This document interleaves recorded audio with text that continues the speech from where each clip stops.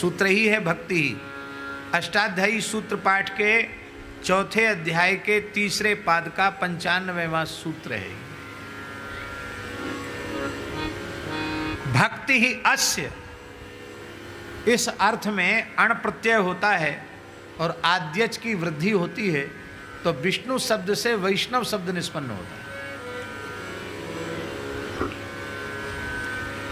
इसका अर्थ है भक्ति ही अस्य, भक्ति है इसमें किसके प्रति? विष्णु के प्रति भक्ति जो रखते हैं उन्हें वैष्णव कहते हैं। अथवा भज्यते सेव्यत इति भक्ति, क्योंकि भज धातु सेवार्थक है, सेवा के अर्थ में भक्ति है, अर्थात भगवान की सेवा पूजा आराधना उपासना, उसको भक्ति कहा जाता है। विष्णु में जिनकी भक्ति है वो वैष्णव हैं। संसारी जो पुरुष होते हैं वो उनके जीवन का प्रयोजन होता है लौकिक पारलौकिक विषयों की प्राप्ति। वो कोई भी करेंगे तो यही करेंगे, प्राप्त लक्ष्म्या प्राप्त्यर्थम प्राप्त लक्ष्म्याश्च चिरकाल संरक्षणार्थम लोके सभायाम राजद्वारे यशो विजय लाभादि प्राप्त्यर्थम। पुत्र पौत्रादि संतते है अविच्छिन्नाभिवृद्ध्यर्थम। फिर भी संतोष नहीं होगा तो सकल मन ईप्सित संसिद्ध्यर्थम। वे इसलिए धर्म कर्म में प्रवृत्त होते हैं क्योंकि लौकिक पारलौकिक भोग ही उनके जीवन का लक्ष्य होते हैं। पर भगवान के भक्त कैसे होते हैं? हाँ, तो उन लौकिक पारलौकिक फलों की प्राप्ति की कामना से जो अलग अलग देवताओं के विभाग हैं उनकी वो शरण में जाते हैं, उनकी उपासना करते हैं और देवाराधन से उनको फल प्राप्ति होती है। किंतु भगवान का भक्त, उसे न लौकिक भोग चाहिए न उसे पारलौकिक भोग चाहिए, वो सकल कामना रहित होता है, केवल भगवान की सेवा ही चाहता है। और भगवान की सेवा के बदले क्या चाहता है? ननाकपृष्ठम न च पारमेष्ठम न सार्वभौमं न रसाधिपत्यम न योग सिद्धि रपुनर्भवं वा समंजसत्वा विरह्यकांक्षी। हे सर्व सौभाग्य निधे, हम तो आपसे आपको चाहते हैं, हम ध्रुवपद नहीं चाहते हैं। ननाक पृष्ठम का अर्थ श्रीधर स्वामी जी ने ध्रुवपदम किया है। ध्रुवपदम अपि न याचे, ध्रुवपद भी नहीं चाहता, ब्रह्मा जी का पद नहीं चाहता, रसातल का राज्य नहीं चाहता, चक्रवर्ती सम्राट नहीं होना चाहता, योग की सिद्धियां नहीं चाहता, मोक्ष भी नहीं चाहता। भगवान वो फिर क्या चाहते? बोले हम तो आपको चाहते और कुछ नहीं चाहते। अर्थ न धर्म न काम रुचि गति न चहो निर्वाण जन्म जन्म रति राम पद यह वरदान।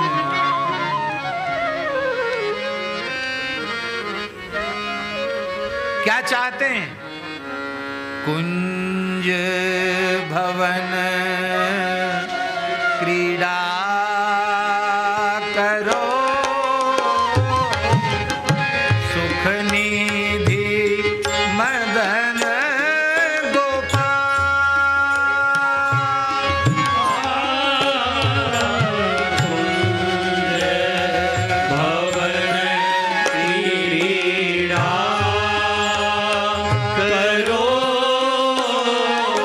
सुख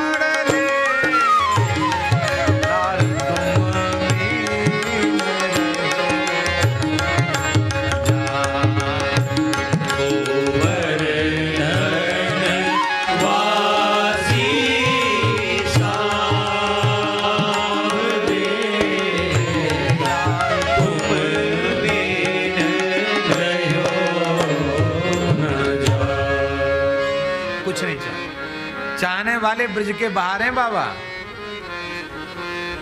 यहाँ चाहवे वाले नहीं, यहाँ तो ठाकुर जी को देवे वाले हैं। ठाकुर जी को भी देते हैं, आशीष देते कि नहीं प्रेमी। चाहे नंदोत्सव हो, चाहे झूला का उत्सव हो, चाहे होरी दिवाली, कोई त्योहार हो, अपने आराध्य को आशीष देते हैं। आहा धन्य है, कुछ नहीं चाहते। देखो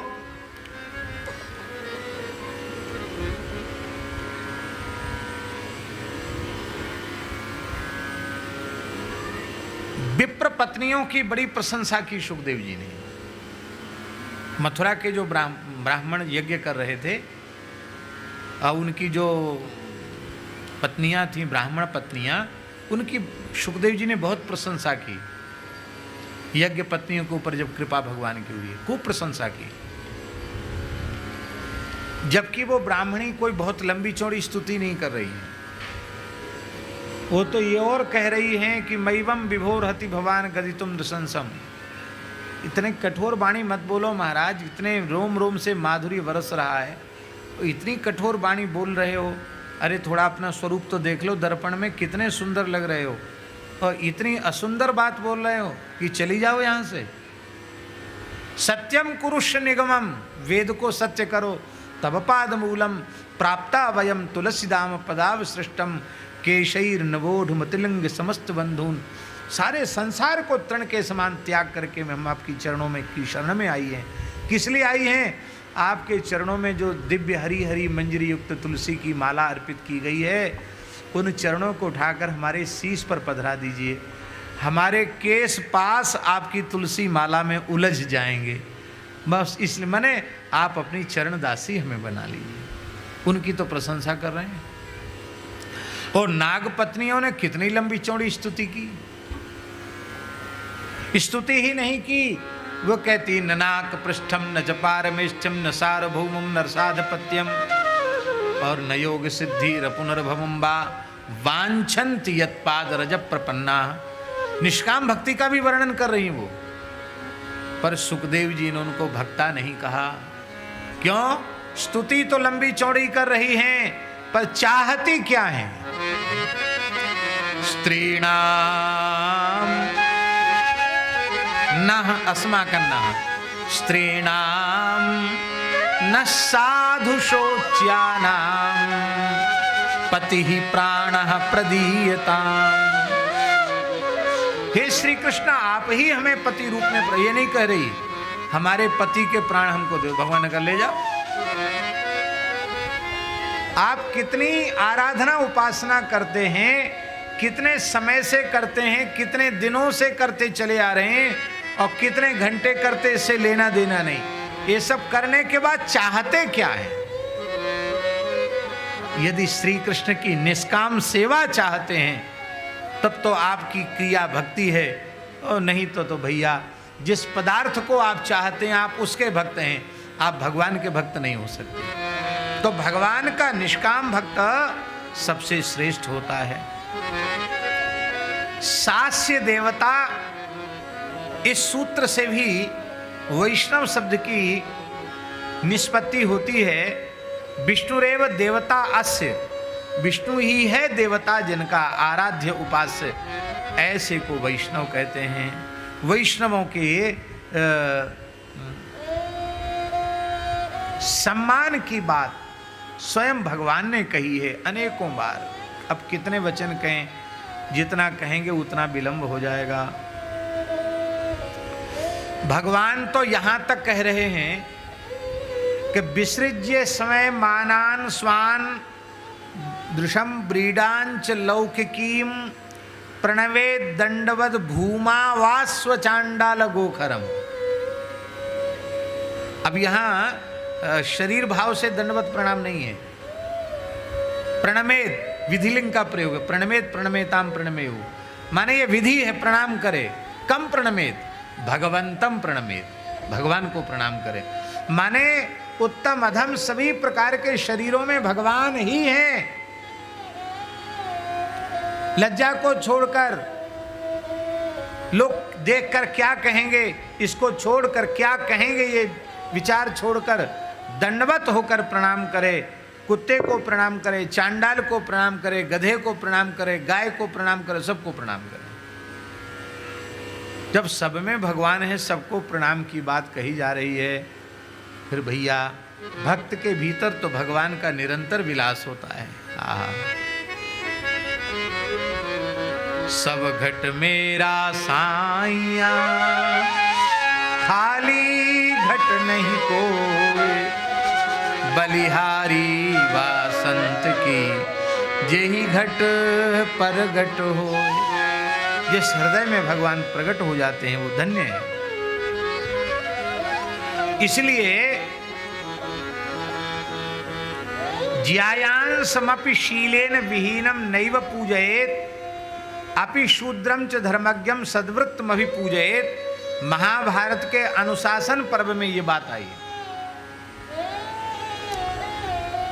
शील से विहीन कोई श्रेष्ठ पुरुष है, सदाचार विहीन है, शील विहीन है, वो पूजा का अधिकारी नहीं, शास्त्रज्ञ होने पर भी। और मान लो कोई शूद्र है पर सदाचार संपन्न है, भगवत भक्ति परायण है, तो महाभारत में भगवान व्यास कहते हैं वो सम्मान का अधिकारी है, वो पूजा का पात्र है। महाराज जी अनेक भगवत साक्षात्कार संपन्न भक्त अंत्यज कुल में उत्पन्न हुए। महाभारत के अश्वमेध पर्व के अनुसार, जैमिनी अश्वमेध पर्व के अनुसार स्वपच कुल में उत्पन्न एक भक्त जिसका नाम वाल्मीकि था, उसके भोजन करने से युधिष्ठिर का यज्ञ पूर्ण हुआ।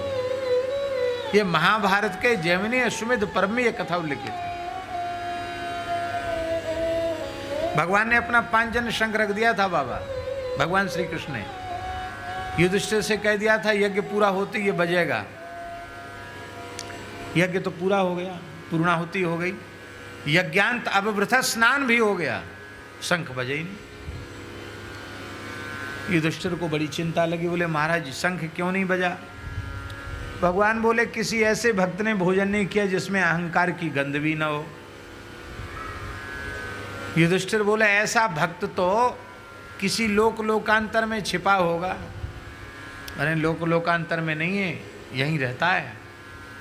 अच्छा हम जानते ही नहीं? बोले हाँ हम जानते, या और हमारे अलावा कोई नहीं जानता। वो सफाई कर्मचारी कुल में है पर मेरा महान भक्त है, छिपा हुआ भक्त है,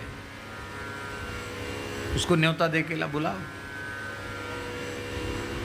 कहा भीमसेन अर्जुन को भेजो और कहा देखो विनम्रता पूर्वक जाना भक्त के पास, अहंकार लेके नहीं जाना।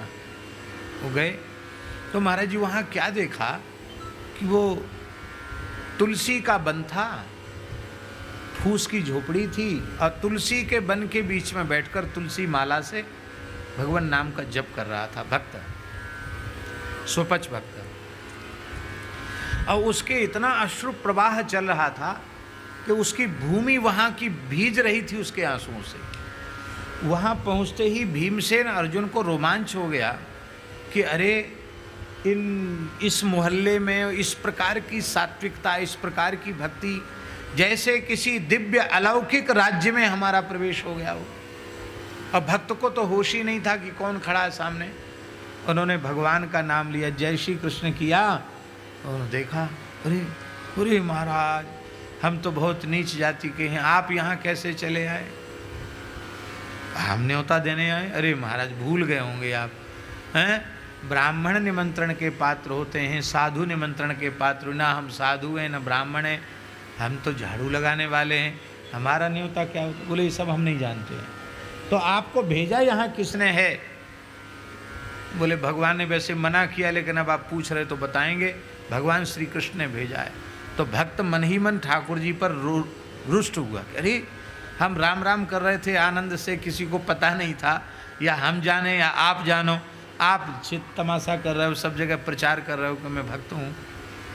बोले भाई अब ठाकुर जी ने कह दिया तो कुछ ठाकुर जी की आज्ञा तो सबको सिर उधारी है। तो कल पालकी आ जाएगी, आप आना। ओ अरे राम राम, पालकी में नहीं, हम तो अपने ढंग से आ जाएंगे, भगवत प्रसाद पाना है। वो बड़े विनम्रता से पहुंच गए और बाबा दरवाजे पे ही बैठ गए, बाहर, द्वार के बाहर। तो भगवान ने कहा युधिष्ठिर से कि अंक भरी भाई है, इसको गोद में लेके आओ, तुम्हारा भाई है। क्योंकि धर्म के ही अंश युधिष्ठिर हैं, धर्म के ही अंश विदुर हैं, और धर्म का ही अंश ये स्वपच वाल्मीकि है। तो ये तुम्हारा एक ही अंश होने के कारण तुम्हारा भाई है, इसको लेके आओ। ले आए। अब भगवान ने द्रौपदी को कहा था तेरे हाथ सफल होंगे, सुंदर रसोई बनाना। द्रौपदी ने बहुत सुंदर रसोई बनाई और भगवान की रानी पटरानी रुक्मिणी, सत्यभामा, मित्रवृंदा, सत्या, नागरिजिति आदि सब लग गई। और महाराज खूब, माताओं को कोई कह दे के बढ़िया बढ़िया चीज़ बनाओ, फिर तो क्या कहना। अनंत पाक शास्त्र की कलाओं का ज्ञान माताओं को होता है भगवान की दया से। पूरी रात भर उन लोगों ने खूब बढ़िया बढ़िया पकवान मिष्ठान बनाए, ठाकुर जी को भोग धराया। और जब भगवत प्रसाद सामने आया तो भक्त जी तो उतनी सामग्री देख के घबरा गए, दंडोत प्रणाम के बोले महाराज हम तो इतना पा नहीं सकते, एक परात ले आओ, बर्तन ले आओ, थोड़ा थोड़ा सब इसी में डाल दो। तो इतना इतना 56 भोग की जब ठाकुर जी का अन्नकूट होता है तो पंगत में क्या होता है, इतना इतना भी देते तो पूरी पत्तल भर जाती, पाते नहीं बनता है। तो इतना इतना इतना इतना करके खट्टा मीठा चरपरा सब एक में मिला दिया और मिलाकर उसको सान लिया। और सान कर जैसे आचमन करके और पाना शुरू किया, पाते ही भगवान का शंख बजने लग गया, आकाश से देवता पुष्प बरसाने लगे और बजा शंख बजते ही बंद हो गया। तो प्रियादासी ने इस चरित्र को टीका में लिखा है, हरि दंड की लगाई है, ठाकुर जी ने 5 जन शंख को छड़ी लगाई। क्यों रे, भक्त भोजन कर रहा है और तुझे भक्त की महिमा का बोध नहीं है, सीथ सीथ प्रति क्यों न बाजो, एक एक कण के ऊपर तुझे बजना चाहिए, एक ग्रास के ऊपर बज के बंद क्यों हुआ। फिर भी शंख नहीं बोला। तब ठाकुर जी ने कहा मेरे भक्त के प्रति किसी ने हीन भावना की है, बताओ किसकी हीन भावना आई। द्रौपदी ने हाथ जोड़ के कहा महाराज मेरे मन में आया, मैं सोच रही थी बढ़िया बढ़िया पकवान बनाऊंगी, भगत जी कहेंगे अरे तस्मई तो बहुत जोर की बनाई, और रबड़ी का तो क्या कहना, मलाई के पुआ तो बहुत अच्छे हैं, और बढ़िया बढ़िया नाम लेंगे और कहेंगे ये चीज़ और लाओ, ये चीज़ और लाओ। हम बनाने वाले को प्रसन्नता होती कोई मांग कर जी में, और इन्होंने तो सब सान दिया, हमारी रात भर के परिश्रम को गुड़ गोबर कर दिया इन्होंने। तो कितना अपरस में पवित्रता से रसोई बनाई, इन्होंने सब एक में मिला दिया। तो मेरे मन में आया कि भले ही उच्च कोटि के भक्त हैं, आखिर हैं तो ऐसे खानदान के कि जहाँ वो सब सान के मिला के खाने का अभ्यास, बेचारे क्या जाने कि व्यंजन कैसे खाए जाते हैं। ये बात मेरे मन में आई,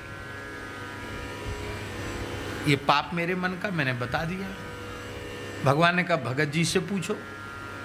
तो भगत जी से पूछा गया कि महाराज आपने ऐसा क्यों किया। उन्होंने कहा देखो अन्न ब्रह्म है, अन्न में जो स्थित रस है वो भी भगवान ही है, अन्नम ब्रह्म रसो विष्णु, और भोक्ता देवो जनार्दना, इस रस के भोक्ता तो श्री कृष्ण हैं। हम तो श्री कृष्ण के दास हैं, हम भोक्ता नहीं हैं, हम तो भोग्य हैं। हमें भगवान के अधरामृत प्रसाद का स्वाद लेना है, हमको पदार्थ का स्वाद नहीं लेना है। और एक साथ नहीं खाएंगे तो प्रसाद का सूक्ष्म तिरस्कार होगा। खट्टा खाते खाते मीठा खाने को मन चलेगा तो खट्टे की उपेक्षा हो गई, मीठा खाते खाते चटपटा खाने का मन करेगा तो मीठे की उपेक्षा हो गई। तो पदार्थ का स्वाद नहीं, भगवान के अधरामृत का स्वाद लेना है। महाराज प्रसाद बहुत ऊंची चीज है। हाँ,